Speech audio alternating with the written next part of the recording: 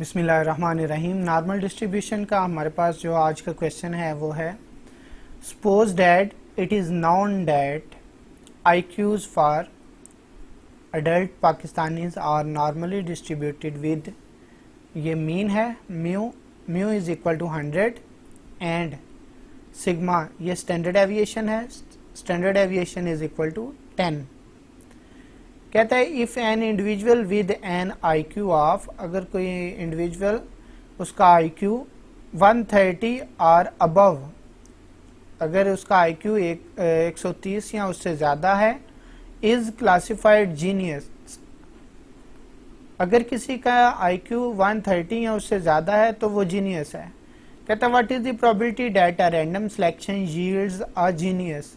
Genius की हमने probability find करनी है। तो अब हमारे पास एक तो मीन म्यू गिवन है, इसको हम लिख लेते हैं नीचे गिवन डैट मीन हमारे पास क्या है 100 गिवन है, और दूसरे नंबर पे सिग्मा हमारे पास कितना गिवन है 10। तो ये दो चीज़ें हमारे पास हैं। और तीसरे नंबर पे जो हमारे पास गिवन है वो क्या है, कहता है if an individual with IQ of 130 और above is classified as genius. हम लेट कर लेते हैं, लेट x हमारे पास क्या है, x बी दी जीनियस।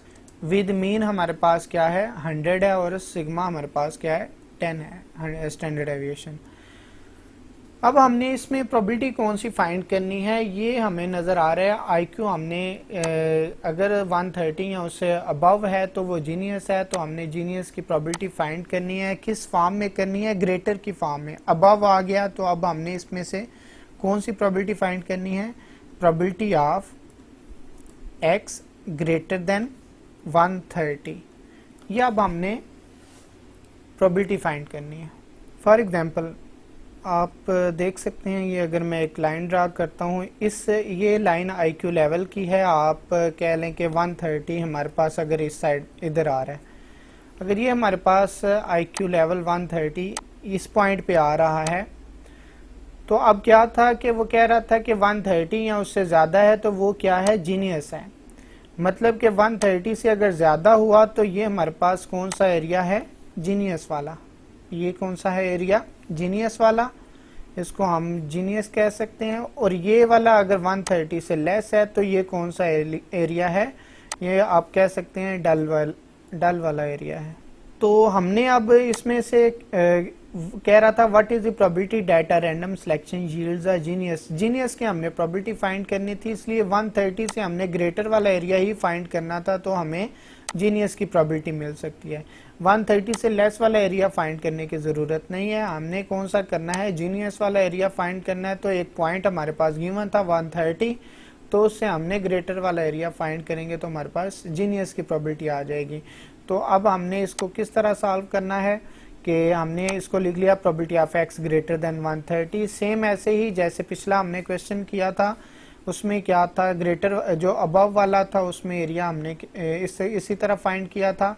तो आप देख सकते हैं, इसको मैं लिख सकता हूँ प्रोबेबिलिटी ऑफ आएगा x माइनस म्यू कर लेंगे आप, ऊपर आपने मीन माइनस कर लेना है। मीन माइनस के लिए म्यू नोटेशन है, और सिग्मा के लिए स्टैंडर्ड एविएशन के लिए सिग्मा नोटेशन है, वो मैंने माइनस कर ली। उसके बाद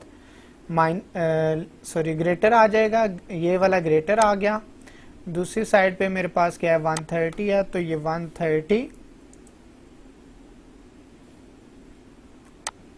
ऊपर मीन माइनस करेंगे तो मीन हमारे पास 100 है, और सिग्मा हमारे पास क्या है 10 है। ये ऑलरेडी सिग्मा ही गिवन था, स्टैंडर्ड एविएशन ही गिवन था, इसका हमने स्क्वायर रूट नहीं किया, इसको हमने एज इट इज इसी तरह लिख दिया।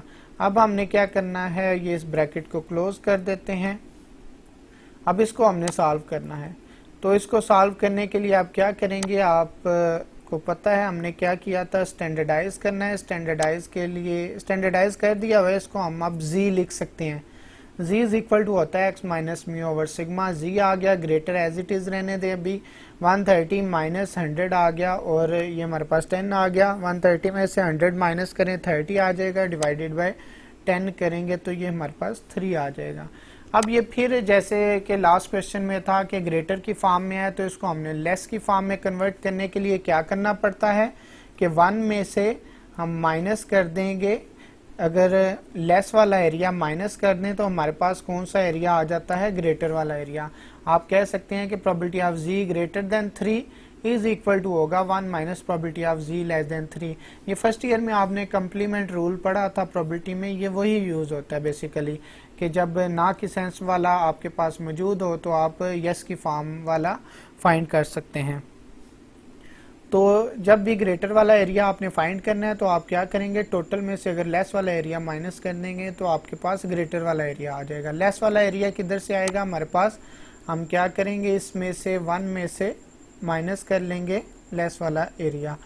तो अब लेस वाले एरिया को मैं क्या लिख सकता हूँ, इसको 5 की फॉर्म में लिख सकता हूँ। 5 ऑफ आ जाएगा 3, 5 ऑफ 3 आ जाएगा। और अब इसको 5 ऑफ 3 की टेबल वैल्यू देख लेते हैं। 5 ऑफ 3 पे टेबल, ये देखें ये टेबल वैल्यू है, ये 3 था, 3 के आगे कोई वैल्यू नहीं है तो हम 3.00 पे वैल्यू देखेंगे। अगर 3 फॉर एग्जांपल होता ना 05 तो 3.0 इधर से देखते तो 5 ये ऊपर से आपको नज़र आ जाना था, और इसके दोनों साइड से वैल्यू अगर देखें तो ये 0.99886 बन जाती है।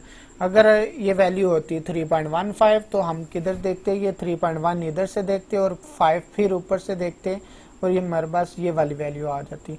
अब हमारे पास क्योंकि 3 है सिर्फ तो 3.00 पे वैल्यू देखेंगे, ये 3 इधर से आ जाएगा और 0 ये ऊपर से आएगा, 0.99865 हमारे पास वैल्यू क्या आ गई, 0.99865।